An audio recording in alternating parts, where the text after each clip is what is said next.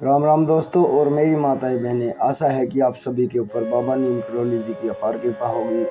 आपके घर परिवार में सभी कुशल मंगल हों, यही मैं अर्जी लगाता हूँ बाबा नीम करोली जी की शरण में। मेरे सर्वप्रथम पूज्य गणेश भगवान जी, मेरे प्रभु श्री राम जी, मेरी माता सीता, मेरे हनुमान बजरंग बली जी, मेरे बाबा नीम करोली जी, आपका बेटा सत्येंद्र जांगिड़ आपकी शरण में अर्जी लगाता है कि जो भी मेरा भाई मेरी माताएं बहनें आपकी ये महिमा सुन रहे हैं, उनके सभी कष्ट दूर करो भगवान। उनके घर में सदैव सुख संपत्ति आए, कभी भी कोई आपत्ति ना हो, यही मेरी प्रार्थना। घर धन धान्य से भरा रहे। जय श्री राम, जय बाबा नीम करोली महाराज जी, जय हनुमान जी की। दोस्तों और मेरी माताएं बहनें, आमल की एकादशी व्रत कथा या रंग भरी एकादशी व्रत कथा आपके लिए पूर्ण लाभदायक हो, आपके ऊपर पूरी कृपा हो, यही मैं प्रभु से प्रार्थना करता हूँ। सभी मनोकामनाएं होंगी पूरी। पूरा सुने और आगे भी शेयर करें। चैनल को सब्सक्राइब कर लें ताकि प्रभु की अपार कृपा दृष्टि आपके घर परिवार में बनी रहे। प्रभु की कृपा की बरसात होती रहे आपके घर परिवार में। जय श्री राम, जय बाबा नीम करोली महाराज जी की। रंग भरी एकादशी, जिसे आमल की एकादशी के नाम से भी जाना जाता है, फाल्गुन मास की शुक्ल पक्ष की एकादशी तिथि के दिन रंग भरी एकादशी या आमल की एकादशी का व्रत किया जाता है। मान्यता है कि इस दिन शादी के बाद पहली बार भगवान शिव माता पार्वती को काशी लेकर आए थे, इसलिए इस दिन रंग भरी एकादशी कथा का पाठ करने से व्यक्ति की सभी मनोकामनाएं पूरी होती हैं। शुरू करते हैं व्रत कथा। युधिष्ठिर ने कहा, हे श्री कृष्ण, अब फाल्गुन शुक्ल पक्ष की एकादशी का नाम और महात्म्य बताने की कृपा कीजिए। भगवान श्री कृष्ण बोले, महाभाग धर्मनंदन, सुनो, तुम्हें इस समय वह प्रसंग सुनाता हूँ जिसे राजा मानदाता के पूछने पर महात्मा वशिष्ठ ने कहा था।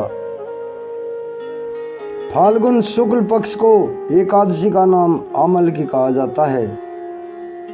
इसका से पवित्र व्रत विष्णु लोक की प्राप्ति कराने वाला है। मानदाता ने पूछा, द्विज श्रेष्ठ, यह अमल की कब उत्पन्न हुई, मुझे बताइए। वशिष्ठ जी ने कहा, महाभाग सुनो, पृथ्वी पर अमल की उत्पत्ति किस प्रकार हुई यह बताता हूँ। अमल की महान वृक्ष है जो सब पापों का नाश करने वाला है। भगवान विष्णु के थूकने पर उनके मुख से चंद्रमा के समान कांतिमान एक बिंदु प्रकट हुआ। वह बिंदु पृथ्वी पर गिरा, उसी से आमल की यानी आंवले का महान वृक्ष उत्पन्न हुआ। यह सभी वृक्षों का आदिभूत कहलाता है। इस समय समस्त प्रजा को सृष्टि करने के लिए भगवान ने ब्रह्मा जी को उत्पन्न किया। उन्हीं से इन प्रजाओं की सृष्टि हुई। देवता, दानव, गंधर्व, यक्ष, राक्षस, नाग तथा निर्मल अंतःकरण वाले महर्षियों को ब्रह्मा जी ने जन्म दिया। उनमें से देवता और ऋषि उस स्थान पर आए जहाँ विष्णु प्रिया अमल की कृपा का वृक्ष था।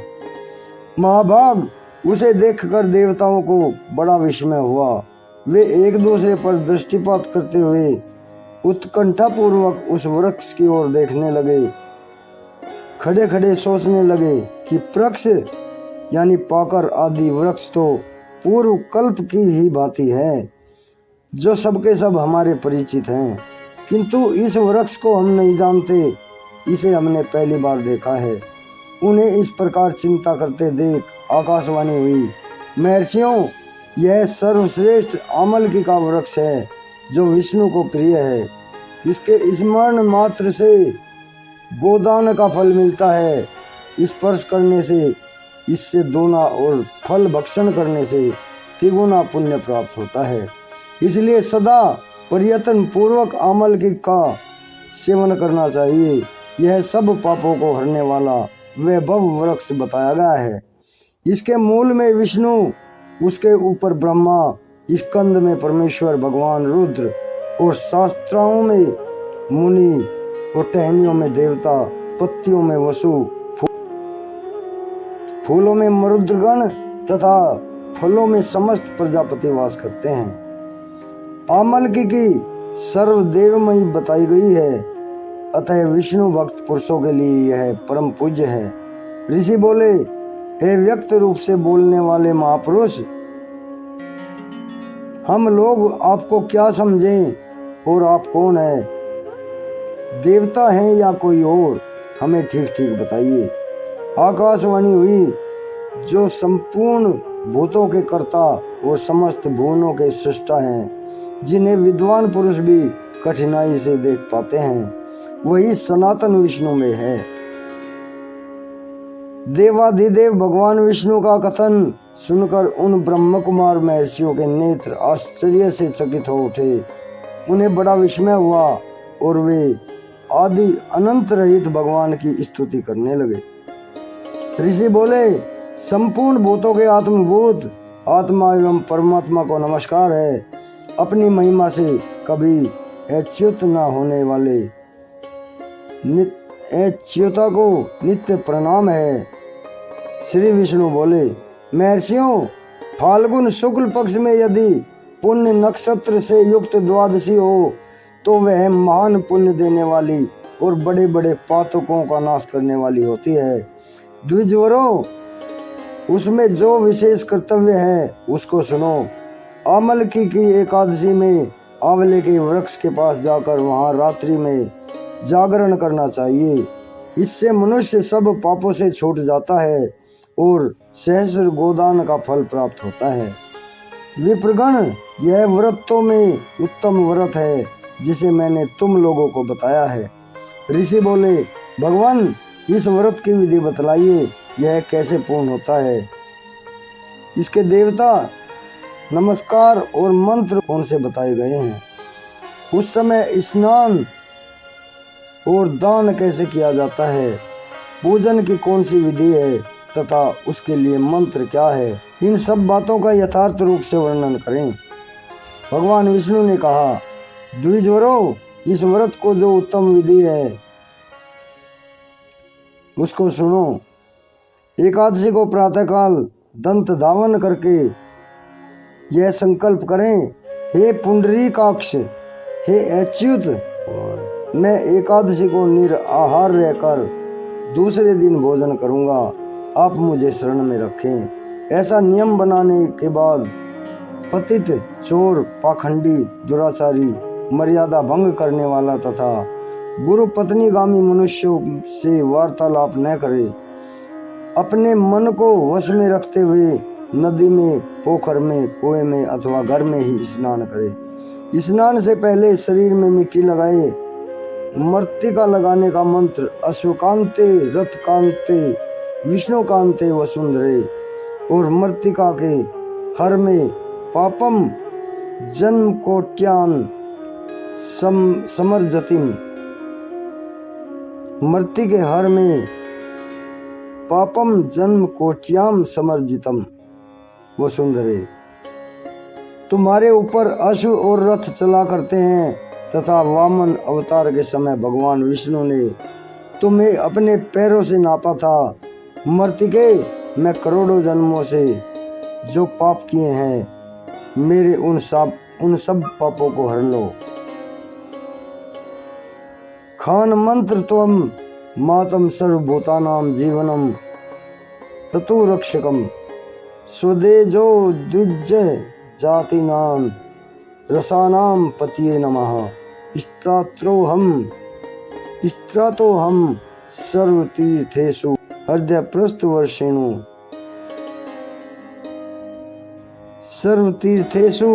प्रस्थवर्षेणु च नदीषु देव खातेषु इदम स्त्रानम तुम में भवेत।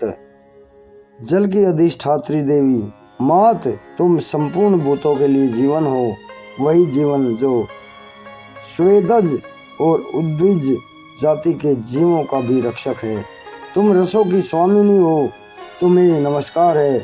आज मैं संपूर्ण तीर्थों, कुंडों, झरनों, नदियों और देव संबंधी सरोवरों में स्नान कर चुका। मेरा यह स्नान उक्त सभी स्नानों का फल देने वाला हो। विद्वान पुरुष को चाहिए कि वह परशुराम जी को सोने की प्रतिमा बनवाए। प्रतिमा अपनी शक्ति और धन के अनुसार 1 या आधे माह से स्वर्ण की होनी चाहिए। खान के पश्चात घर आकर पूजा और हवन करें। इसके बाद सब प्रकार की सामग्री लेकर आंवले के वृक्ष के पास जाएं। वहां वृक्ष के चारों ओर जमीन झाड़ पुआर कर लीप पोत कर शुद्ध करें। शुद्ध की हुई भूमि में मंत्र पाठ पूर्वक जल से भरे हुए नवीन कलश की स्थापना करें। कलश में पंचरत्न और दिव्य गंध आदि छोड़ दें। श्वेत चंदन से उसको चर्चित करें। कंठ में फूलों की माला पहनाएं। सब प्रकार के धूप की सुगंध फैलाएं। जलते हुए दीपकों की श्रेणी सजाकर रखें। तात्पर्य यह है कि सब ओर से सुंदर एवं मनोहर दृश्य उपस्थित करें। पूजा के लिए नवीन छाता, जूता और वस्त्र भी मंगाकर रखें। कलश के ऊपर एक पात्र रखकर उसे दिव्य लाजों खीलों से भर दें। फिर उसके ऊपर स्वर्ण में परशुराम जी की स्थापना करें। विशोकाय नमः कहकर उनके चरणों की विश्व रूपिणो नमः से, दोनों घुटनों की उग्राय नमः से, जांघों की दामोदराय नमः से, कटी भाग की पद्मनाभाय नमः से, उदर की और श्रीवत्स धारिणे नमः से, वक्ष स्थल की चक्रिणे नमः से, बाई माह की और गदिने नमः से, दाहिनी बाह की वैकुंठाय नमः से, कंठ की यजुमूलाय नमः से, मुख की विशोक निधिये नमः से, नासिका की वासुदेव नमः से, नेत्रों की वामनाय नमः से, ललाट की सर्वात्मने नमः से, संपूर्ण अंगों की तथा मस्तक की पूजा करें। ये ही पूजा के मंत्र हैं। तदनंतर भक्ति युक्त चित्त से शुद्ध फल के द्वारा देवाधिदेव परशुराम जी को अर्घ्य प्रदान करें। अर्घ्य का मंत्र इस प्रकार है। नमस्ते देव देवेश जामदगन्य दमस्तुते ग्रहाणा अर्धमिमं दत्त मामलक्ष्य युतम हरे। देव देवेश्वर जमदग्नि नंदन श्री विष्णु स्वरूप परशुराम जी, आपको नमस्कार है। आंवले के फल के साथ दिया हुआ मेरा यह अर्घ्य ग्रहण कीजिए। तदनंतर भक्ति युक्त चित्त से जागरण करें। नृत्य, संगीत, वाद्य, धार्मिक उपाख्यान तथा श्री विष्णु संबंधित कथा वार्ता आदि के द्वारा वह रात्रि व्यतीत करें। उसके बाद भगवान विष्णु के नाम से लेकर आमल की वृक्ष की परिक्रमा से 108 या 28 बार करें। फिर सवेरा होने पर श्री हरि की आरती करें। ब्राह्मण की पूजा करके वहां सब सामग्री उसे निवेदन कर दें। परशुराम जी का कलश, 2 वस्त्र, जूता आदि सभी वस्तुएं दान कर दे और यह भावना करें कि परशुराम जी के स्वरूप में भगवान विष्णु मुझ पर प्रसन्न हो। तत्पश्चात आमल की का स्पर्श करके उसकी प्रदक्षिणा करें और स्नान करने के बाद विधि पूर्वक ब्राह्मणों को भोजन कराएं। तदनंतर कुटुंबियों के साथ बैठकर स्वयं भी भोजन करें। ऐसा करने से जो पुण्य होता है वह सब बतलाता हूँ। सुनो, संपूर्ण तीर्थों का सेवन से जो पुण्य प्राप्त होता है तथा सब प्रकार के दान से जो फल मिलता है वह सब उपयुक्त विधि के पालन करने से सुलभ हो जाता है। समस्त यज्ञों की अपेक्षा भी अधिक फल मिलता है, इनमें तनिक भी संदेह नहीं है। यह व्रत सब व्रतों में उत्तम है, जिसका मैंने तुमसे पूरा वर्णन किया है। वशिष्ठ जी कहते हैं, महाराज, इतना कहकर देवेश्वर भगवान विष्णु अंतर्धाम हो गए। तत्पश्चात उन समस्त महर्षियों ने उक्त व्रत को पूर्ण रूप से पालन किया। और नरश्रेष्ठ, इसी प्रकार तुम्हें भी इस व्रत का अनुष्ठान करना चाहिए। भगवान श्री कृष्ण कहते हैं युधिष्ठिर, भगवान श्री कृष्ण कहते हैं हे युधिष्ठिर, यह दुर्धर्ष व्रत मनुष्यों को सब पापों से मुक्त करने वाला है। जय श्री हरि, जय श्री राम, जय बाबा नीम। दोस्तों और मेरी माताएं बहनें, आमल की व्रत कथा या रंग भरी एकादशी व्रत कथा, इसे आगे भी शेयर करें। आपके लिए अमृतदायी हो, आपके घर में कुशल मंगल हो, सभी यही मेरी प्रार्थना। जय श्री राम, जय बाबा नीम।